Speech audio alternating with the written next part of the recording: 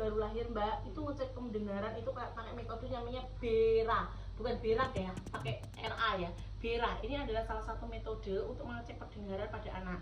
Lah kalau seandainya bidarannya kan bukan dokter anak, bidarannya bisa meleceknya yaitu menggunakan refleks ya Mbak. Dimana kalau refleks kaget ini ketika kita kasihkan ke dia harus punya refleks yang namanya kaget. Kalau dia punya lari kemudian aku kehentain, berarti insya Allah telinganya berfungsi dengan baik. Coba ya kita dengerin ya.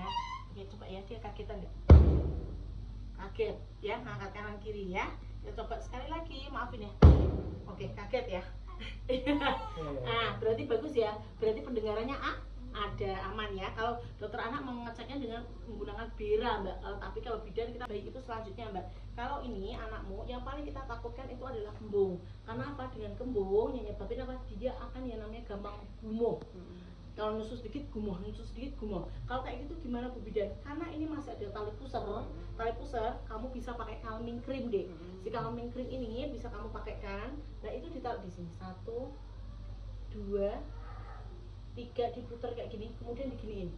Setelah itu si calming cream ini udah, kemudian kamu kayak gini, kayak gitu. Untuk apa? Biar ngasih refleks, biar dia kembungnya hilang. Setelah itu dek, kalau seandainya habis nyusu, kalau kamu nggak bisa nyendawain dengan metode seperti ini, kamu bisa pakai metode kayak ini. Duduk, kamu kayak gini, pakai tangan dimiringin. Nah, kayak gini. Ini metodenya. Tapi harus disendawain, ya kayak gini, ya kayak gini. Nah, bayi itu nyaman banget dengan dekapan dan pelukan. Makanya perlu banget nih Dek, kalau kita punya bayi baru lahir, yang kita lakukan adalah kayak IMD Pak. IMD itu kayak menyusui kayak kemarin terus Pak. Kalau dia rewel, kamu taruh di punggung, kamu kayak gini sambil gini. Nah, sambil ininya digini. Yang penting ininya bukan gini, tapi ininya disangga. Ininya gini. Nah, bayi itu apa nyaman banget dengan kayak gini Pak. Kalau seandainya bayi itu kan rawan dia namanya hipotermia Pak atau kedinginan. Dan jenengan kayak giniin. Bayi itu kalau rewel, bayi itu akan nyari teteknya maknya terus Kak.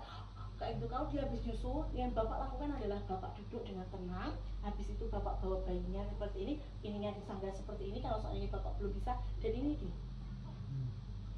Sambil susu lawatin kalau kita orang muslim. Yang penting adalah ininya disangga kayak gini, ya.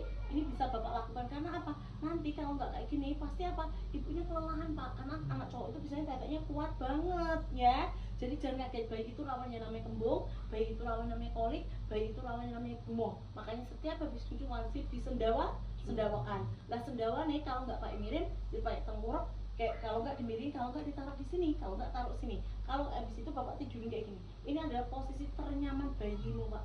Ini paling diidamkan sama bayimu kayak gini. Ya, oke?